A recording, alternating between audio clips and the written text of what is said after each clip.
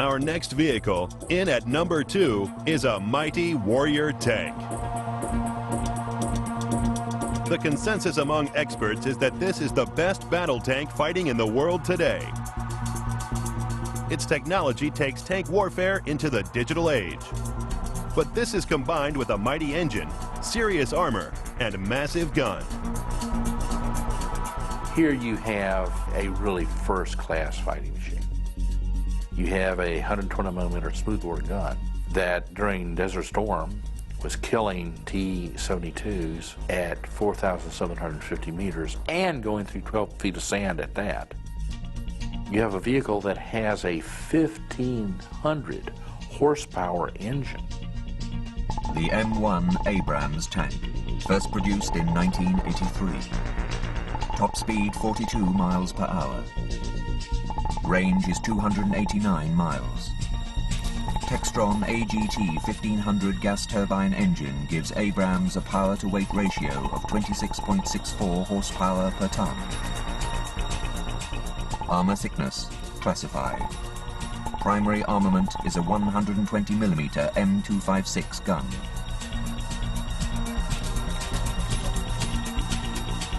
The Abrams is one of the few examples I can think of where there were no compromises as such. That vehicle is first-rate all the way around. In 1991, a first-rate vehicle was exactly what was needed. 4,500 Iraqi tanks were lined up against 3,500 coalition tanks. This would be the biggest tank battle of all time. In Saddam's words, the mother of all battles. However, things did not go as planned for the Iraqi dictator. U.S. forces eventually claimed to have destroyed 3,847 of Saddam's tanks.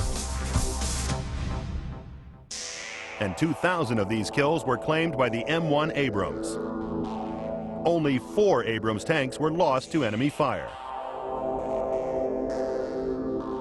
The Abrams armor is, in places, up to a foot thick. The armor accounts for half of the weight of the fully laden tank. Each machine is held together by 1.5 miles of welding, and the welds alone weigh half a ton. This solid armor has saved the lives of countless tank crews, both in the first Gulf War and in 2003's Operation Iraqi Freedom. There's the story of the American soldier when they made the run into Baghdad where the vehicle got hit and it started burning. Well, they couldn't get the driver out. And they had to come back a couple hours later to actually remove his body. But when they opened up his hatch, there he was. And he's sort of like, what took you so long getting him?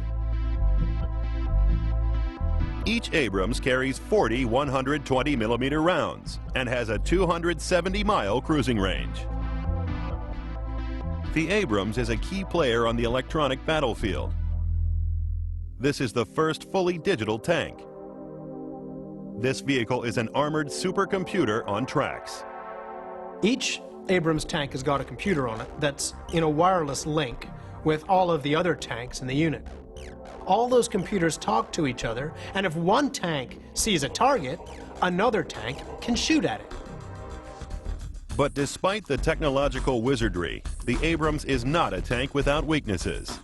When it comes to describing the M1 Abrams tank, it's not so much what I like about it as what I don't like about it. I don't like the gas turbine engine that guzzles fuel. You need a huge logistic chain to support the M1.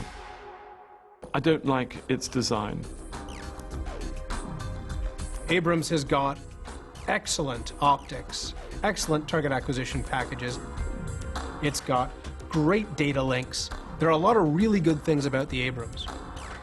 But if you have to support it in a theater of operations with a great parade of soft-skinned fuel trucks in order to feed that big, thirsty gas turbine engine that it's got underneath it, then no matter how good it is, you're fighting with one foot in a bucket when you bring Abrams to war.